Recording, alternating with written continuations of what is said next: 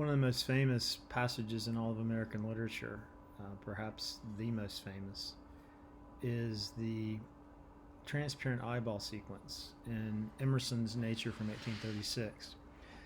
In my lecture on Emerson's Style and Substance in paragraph 1 of Nature, I talked about how Emerson was very keen on having his style reflect his substance, how his form he imagined as a reflection of his content. Sometimes the form supports the content, and this was certainly the case in paragraph 1 of Nature, where I talked about how syntax in particular shows this contrast between repetition, rigidity, reductive thinking, and more expansive thinking, open functional thinking. And that syntax reflects what's going on in that first paragraph, which is ultimately about let's not live through the past. Let's not look at the world through the eyes of those who have come before us by reading their biographies, say. But let's try to have an immediate experience of the natural world right here, right now. And we do that by participating in the transience, the flux, the flow of the natural world. Well, the transparent eyeball passage, idea-wise, seems not overly complicated. Same was true of paragraph 1.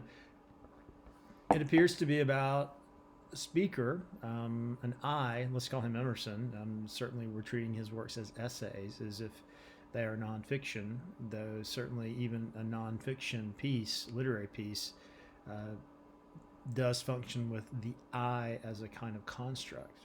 But we'll call the I here Emerson. Emerson is walking across a common or a sort of open space shared by all in a certain village, community.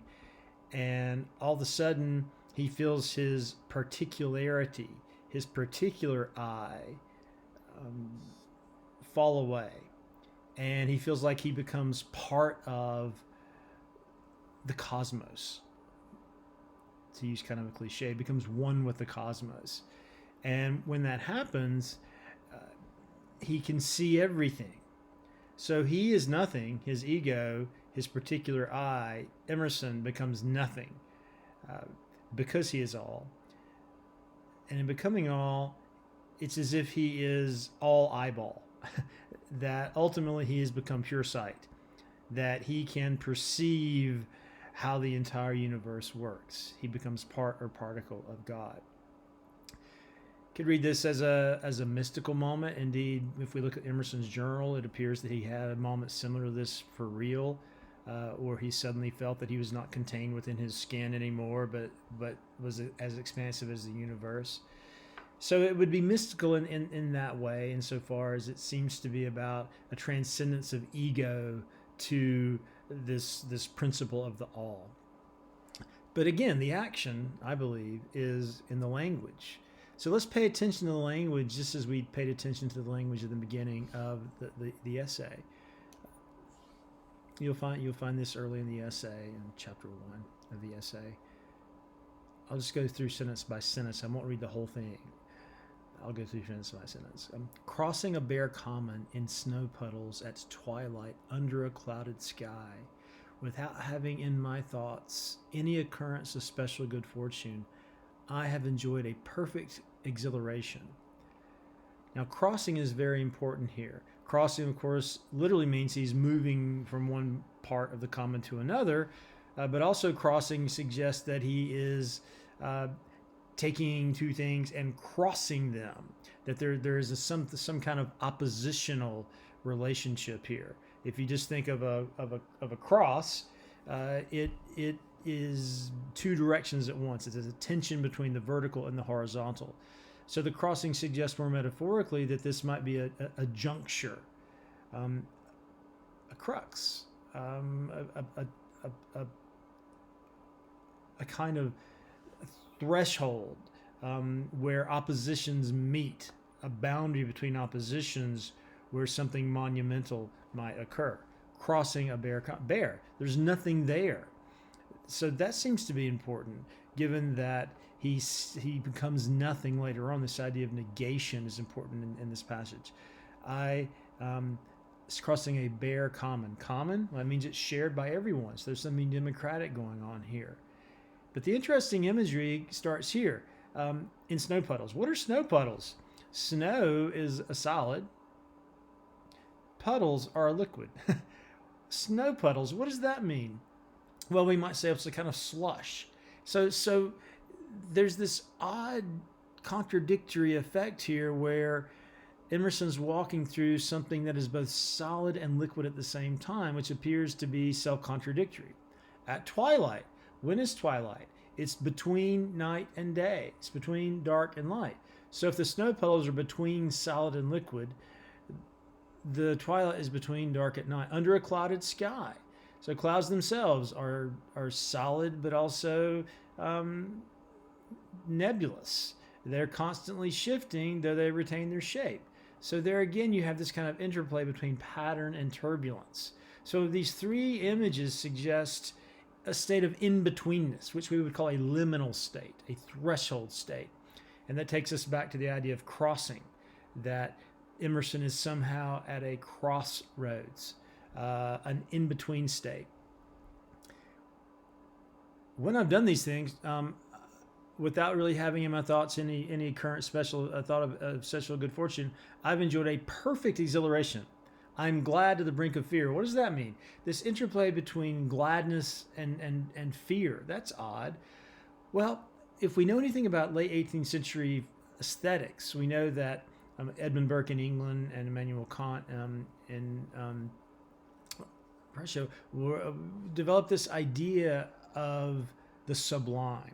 You can experience nature as beautiful, symmetrical, predictable, rhythmical, pleasurable. Or you can experience nature as the sublime, which is unpredictable, turbulent, chaotic. It's pleasurable, but also it's painful at the same time because it overwhelms us. Think about when you've had an experience of like a very stormy ocean, or maybe you've seen a cyclone or just a hurricane, or you've looked down into a deep canyon. Those are moments where you feel scared because your mind can't conceive of what you're perceiving, but also you feel exhilarated because you're part of that energy. So there's a suggestion here that he is ready to enter into a moment of the sublime. But it's interesting that sublime comes from, if we look at etymologically, sublimen, underneath the threshold, or going over the threshold from below. So in either case, there's a sense that he's going to move from a threshold, this in-between state, to some sort of state that is either under the threshold or beyond the threshold. In other words, some kind of sublime moment.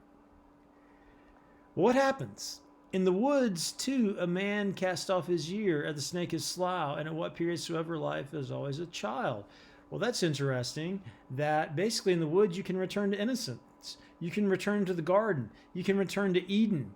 And notice that he says that you can throw off the years as the snake is slough, suggesting that the snake here is not a symbol of evil, but in fact it's simply it's a symbol of the return to innocence. So he's inverting traditional Christianity here.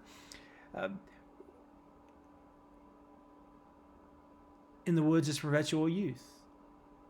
Again, we can get back to the garden. The fall did not really exist. If you think of the book of Genesis and the fall of Adam and Eve from the Garden of Eden. Within these plantations of God, a decorum and sanctity reign. A perennial festival is dressed, and the guest sees not how he should tire of them in 1,000 years. So there's a perennial festival here, a festival that's ongoing, which suggests the great ongoing wedding feast in the book of Revelation. But we don't gain that perennial festival by dying and going to heaven. It's right here, right now. So yet again, Emerson is taking a symbol from the Christian tradition and using it in a secular context. So there's something strongly revisionary about this piece, suggesting that salvation can be achieved through immediate contact with the natural world. We don't need the Bible. We don't need Christian theology. In the woods, we return to reason and faith. Often people would contrast reason and faith. Reason is what scientists use to understand how the natural world works. Faith is what religious believers use to try to connect to some sort of principle that's beyond the reason and beyond the senses. So yet again, there's this contradiction, but also this sense of synthesis that really we don't need to disconnect our reason and faith. They can be together. There I feel that nothing can befall me in life, no disgrace, no calamity, leaving me my eyes, which nature cannot repair. Nothing can befall me in life. I can't fall in life. If I do fall in life, nature can repair it. So again, there's that nod to the fall of man and how it really didn't exist. It's right now, if we connect to nature in an immediate way, we become unfallen. But notice that he says parenthetically, leaving me my eyes. Leaving me my eyes. It's interesting. Emerson, for a time, some 4 or 5 years before he wrote Nature, in a deeply stressful time, lost his ability to see for a time. He'd become very ill. So he understood what it was like not to see. So already there's a sense here, well, what he's saying, nothing can befall me in life that nature can't repair unless I lose my eyes. He's already casting doubt on what he's saying. Something can befall you that nature can't repair. Something can befall you that nature cannot repair, and that is losing your eyes. So Emerson is setting us up and then undercutting, gently undercutting. Well, maybe that's not entirely true. So what do we have so far? Crossing a bare common in snow puddles at twilight under a clouded sky, without having in my thoughts any occurrence of special good fortune. I've enjoyed a perfect exhilaration. I'm glad to the brink of fear. In the woods, too, a man cast off his years as the snake is slough, and at what period soever of life is always a child. In the woods is perpetual youth. Within these plantations of God, a decorum and sanctity reign. A perennial festival is dressed, and the guest sees not how he should tire of them in 1,000 years. In the woods we return to reason and faith. There I feel nothing can befall me in life, no disgrace, no calamity, leaving me my eyes, which nature cannot repair. Disgrace, of course, is a theological term there too, basically suggesting that it's impossible not to be in a state of grace in this world. So yet again, Emerson's really pushing against this idea that we were fallen and that we can only gain grace through proper worship. So the drama has been building. He's in an in-between state, a liminal state, and there's a suggestion that he's going to somehow move beyond the liminal state. And where will he do it? In the forest, because in the forest, in the woods especially, we are not hindered by limitations. We are not hindered by sin. We are not hindered by self-consciousness. We are not hindered by the weight of tradition. And now comes the big moment. Standing on the bare ground, my head bathed by the blithe air and uplifted into infinite space, all mean egotism vanishes. I become a transparent eyeball. I am nothing. I see all. The currents of the universal being circulate through me. I am part or particle of God. Now, the 1836 version of this essay says part or partial of God. He revised this essay in the 1840s and changed to particle. Now,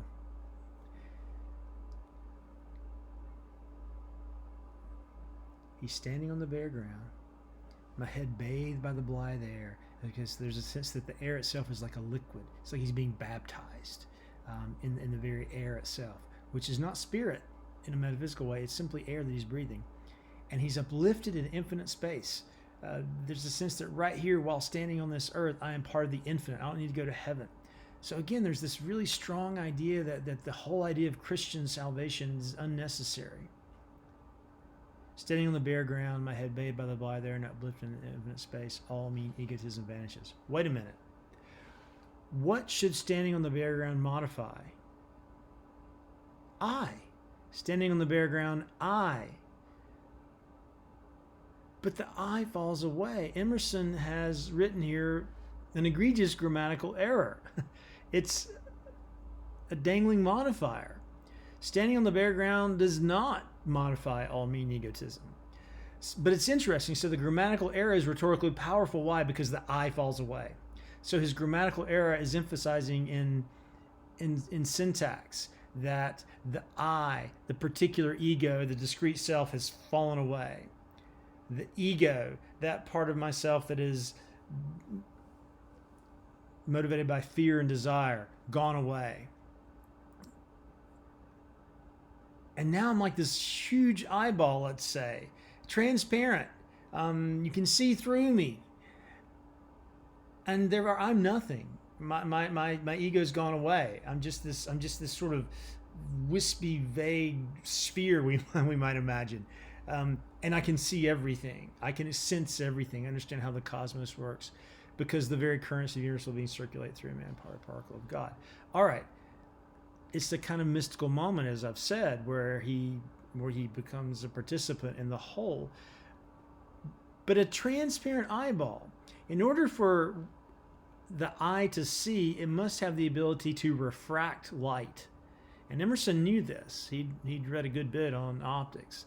So a transparent eyeball would actually be blind. So what is it seeing if it's blind?